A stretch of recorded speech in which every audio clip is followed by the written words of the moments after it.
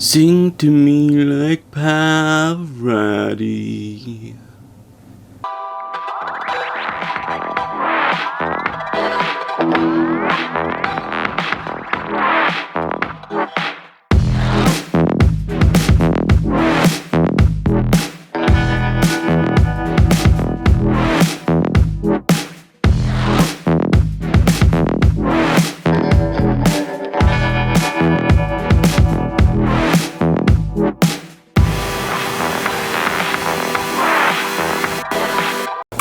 Hey everybody, it's Will Venus, welcome back to my channel. How are you all? If you're new here, obviously my name's Will, I've just said that. And today I wanted to talk about respect. Or the lack of it, really. When I was brought up, I was taught to say please and thank you, respect your surroundings, take care of your things, be appreciative of your things, you know, all that good stuff. And yet, when I look around, all of that seems to have disappeared. Why is that? I mean, this goes for both adults and children.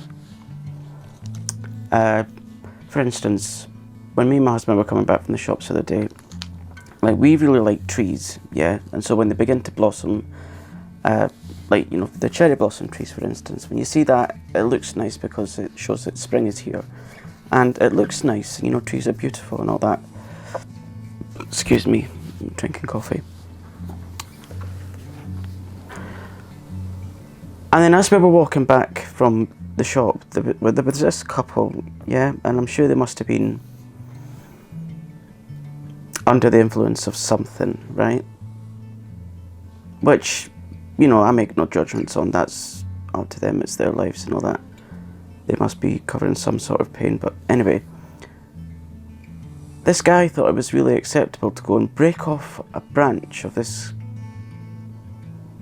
cherry blossom tree that looked quite delicate, shall we say. It wasn't like a huge one, it was just one that was planted a few years ago in a few streets away.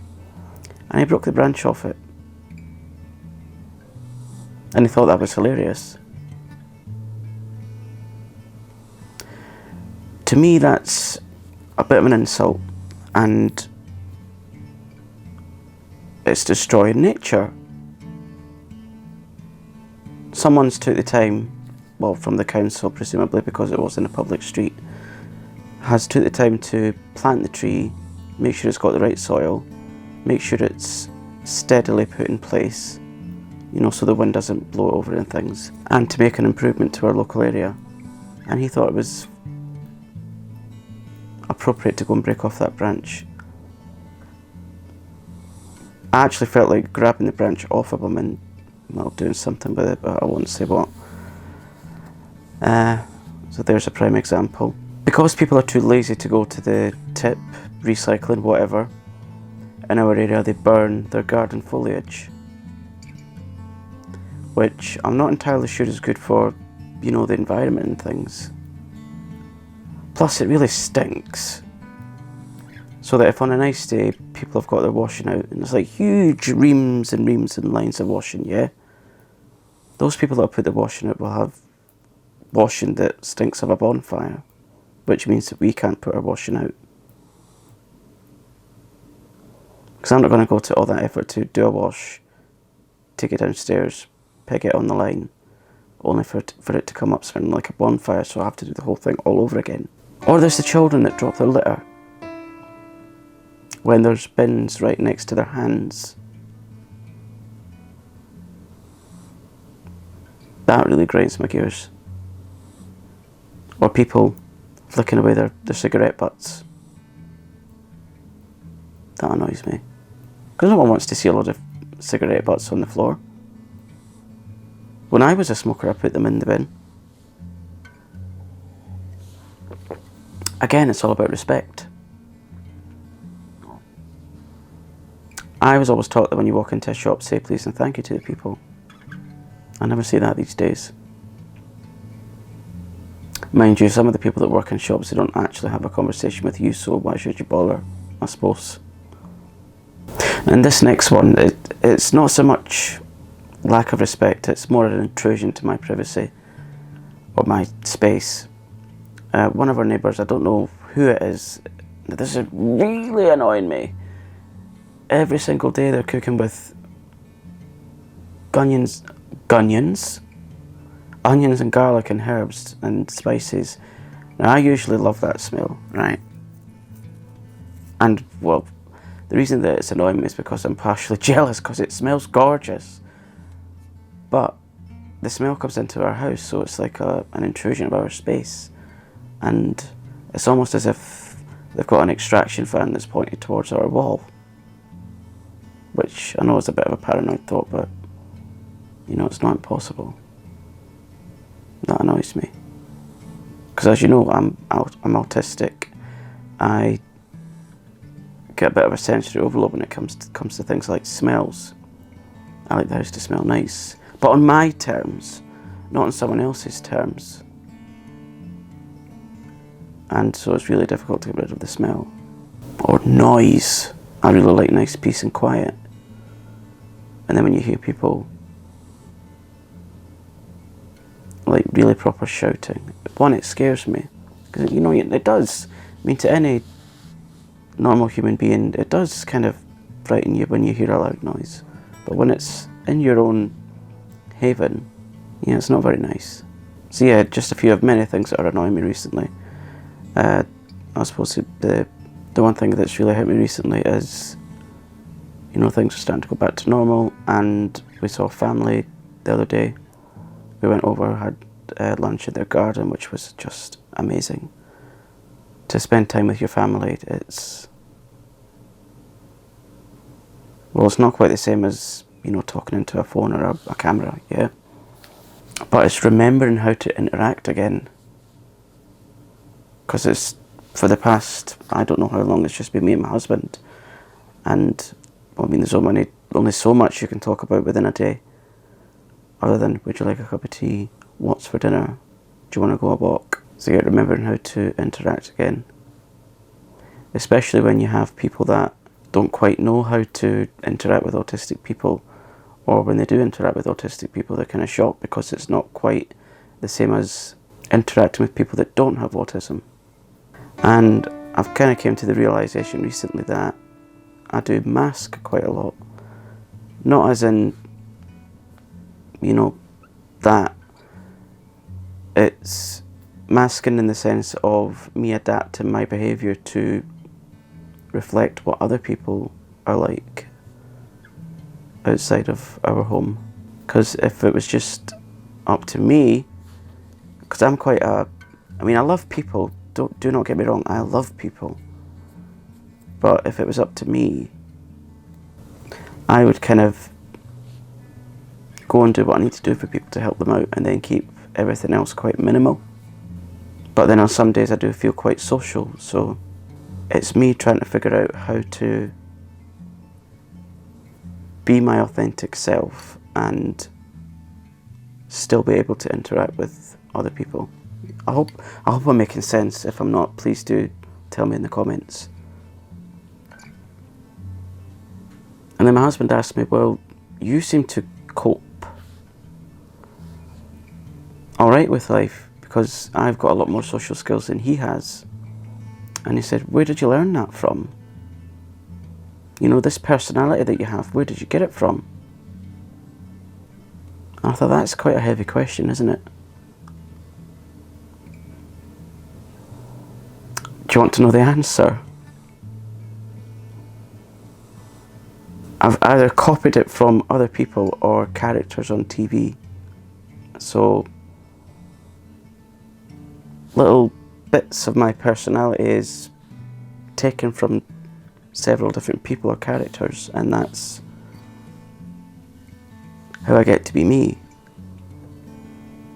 I mean, most of it is my personality, you know. I don't choose to be kind or considerate or empathic, compassionate, generous, you know, all that stuff. That is, you know, inbuilt in me. But other things like senses of humour and phrases and, you know, things like that, that's taken from other people. So there's like the inner conflict of, well, when you really boil it down to the bare bones, who are you, Will? what is your own sense of humour? What is your own perception of life?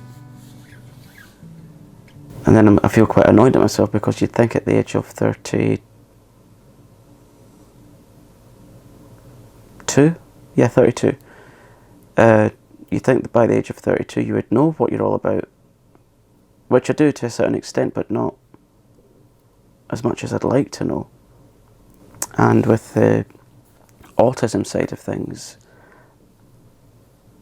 no, there's absolutely nothing wrong with being autistic, no. I think the world would be a very boring place if autism didn't exist. But there is certain aspects of autism that prevents me from fully doing things in life. For instance, this, because I struggle a bit with things like communication, and I feel that when I give responses to things, it doesn't look to the other person like I'm being emotive enough. Because when I'm in like a social situation, like they tell me something, or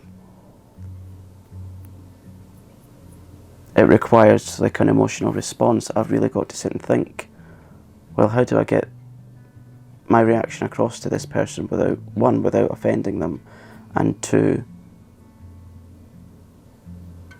letting that other person know that I'm acknowledging what they're saying and empathising and, you know, just reacting and think, you know what I mean. Whereas for someone without autism, that would just come naturally, instantly. And of course, April is Autism Acceptance Month. Not awareness. Yeah, there's another thing. I watch this channel called Murder Analysed, right? It's a fantastic channel. They talk about solved crimes, unsolved crimes, mostly to do with murder, but there's various other things that they do.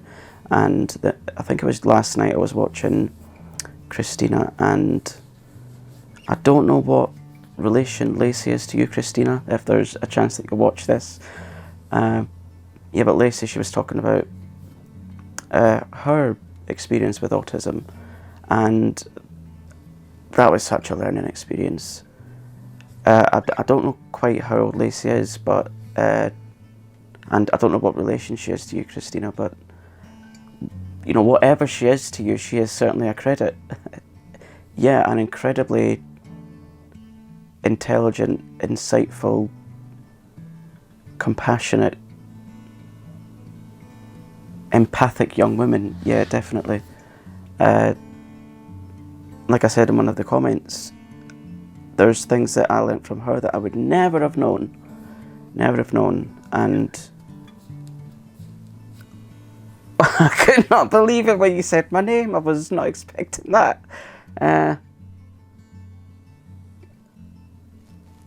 Yeah, that was completely unexpected. Hi. Yeah, I suppose I should say thank you for mentioning me, and thank you for thinking about me. I really appreciate that. Yeah, I was watching that at about 12 o'clock or something like that last night, and I couldn't really get off to sleep as quickly as well, not as quickly because I never get off to sleep quickly, but let's just say it took a little while longer after I heard that little lot. Yeah, Lisa was explaining that the word Asperger's, now I actually knew this, but I didn't want to say anything about this until I did a bit more research, and it was nice to have it confirmed by someone else also. The word Asperger's, it's the name of the man called Hans Asperger, whatever his name was. He was the one that kind of discovered that side of things, but as Lacy said, he isn't, I wouldn't say he's the oracle when it comes to autism, because he was a Nazi doctor, and I don't know if this is true or not, but during World War II, he, like when the Nazis were doing experiments, like despicable and unnecessary experiments on all different varieties of people that didn't fit with their leaders' idealisms, he took 2 children that were autistic and set them off for tests, knowing full well that they probably would be killed. So yeah, I don't like the word Asperger's. Yeah. So a lesson to anyone that's listening. The word is autism. Yeah, it's not Asperger's, it's autism. Autism is a huge, colourful spectrum. We've all got different traits and personalities and what some people might say eccentricities. Like me, I get really passionate when it comes to things like wigs and Coronation Street and the 90s in general for some reason. I don't know why, I'm just fascinated with the 80s and the 90s. Never have figured that one out yet. And going on tangents, which is what I'm doing right now, although I can't really help it. So that's why I was saying earlier, I wish I could not change who I am, but just adapt it so that I could be more structured in my videos, because I'm just trying to consider the viewer. Yeah, that's it really. I don't really want to change who I am. It's just, I'm always thinking about the other person. It's just who I am. My favourite thing in life is to make other people happy. That makes me really happy. Which sounds a bit narcissistic, but I don't think it's narcissistic when you're trying to help other people when you don't really want anything in return. Yeah, so Christina and Lacy, thank you so much for doing that video. Yeah, it was very insightful, and me and my husband will watch it together later on, because my husband's autistic. Although I've not been diagnosed with autism, I mean, it's highly likely, but like I said in previous videos, I don't feel I have the right to talk about autism when I don't have that diagnosis. So yeah, so I'm potentially autistic, put it that way. But for those that are new to this channel and watching, or if you're watching this video for the first time, when my husband went for his assessment, I mean, there was various appointments that we had to do. Me and him went together, then him and his mum went together. I went on my own, his mum went on their own, and then we all came together again, and there was lots and lots and lots and lots and lots of talking.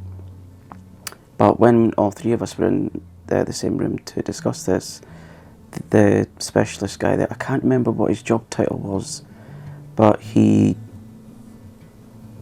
kind of noticed within 10 minutes that I do have a lot of autistic traits, which I wasn't aware of, and I wasn't aware that he was looking out for those things, and I didn't realise that the things that I was doing were quite so obvious. Not that I'm like ashamed of any things I do. He was saying about things like fiddling with thumbs and waiting for, like, as a conversation flows, waiting for one person to finish what they're saying until I start, and yeah, the finger thing, and doing a thing with my foot, because I sit with my legs crossed on a chair, and there's a thing that I do with my foot, it's a bit like a nervous tick. Excuse me. And yeah, I mean, there's lots and lots of different things that I feel make me autistic. I'll actually link the video up here if you want to watch it, because that's a bit more explanatory than this one. So yeah, discovering who I am and what what that entails. Because my main question is, well, if I don't mask, how can I maintain relationships with people? Because I'm doing this thing just now where whereas I used to be afraid of what I said to people, I'm quite unafraid now, because I know that anything that I do say is given with, or driven with, goodness sake, driven by kindness and compassion and empathy. So there's not really a lot that I could say that would offend people. Unless they come for me, I will then let them have it. And no, it won't be considerate or kind or empathic. And I mean, there was one person that suggested that, I don't want to generalise here because it's not healthy, but that a lot of autistic people are quite brutally honest, and that's always been my thing, or are being quite inappropriately honest, because when you're brought up and, you know, as you transition into adult life, and this is the way it should be, you're taught to be completely honest about anything and everything, which is what I do. And so when it comes to like social situations where you might say what some people might call a white lie, as in, does this top suit me? Yeah, it's lovely on you. Or, you know, little things like that. Those things really confuse me. Or they're trying to make eye contact, which is sometimes why I struggle looking into the camera, because, well, I'm doing it now, I have to,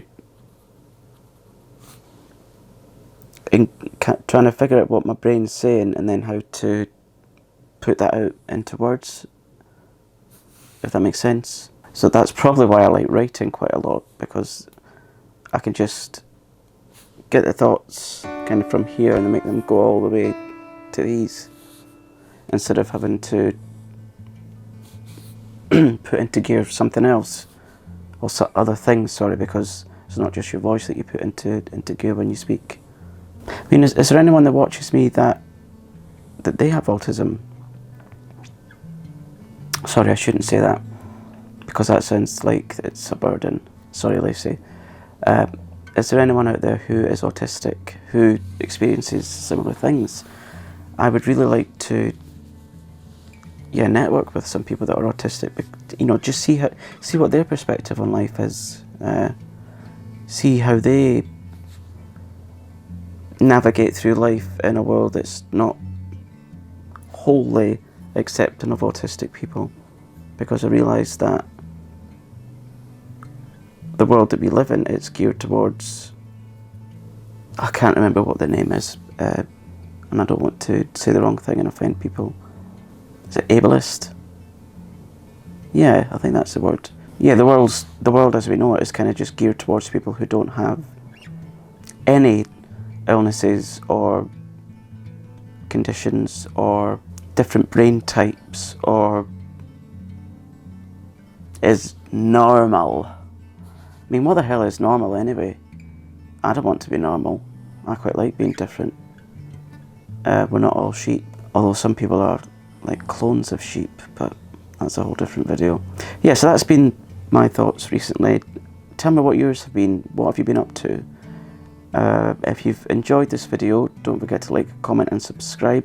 I would really, really love to see some comments on this video, because yeah, I'm struggling at the moment with all these thoughts, and so if someone can comment and give me some insightful words, or say, you know, you can join this group or whatever, yeah, that'd be really good. And also remember, if what I'm saying, if my facial expressions don't quite match what I'm saying, it's not because I'm not interested and passionate about what I'm saying. It's because I just don't feel the need to do that. If people can't take me as they find me, then tough. It's that thing, sorry, not sorry. Yeah, so like, comment, subscribe, and I'll be back again soon with another video. Yeah? Take care, everyone. Bye.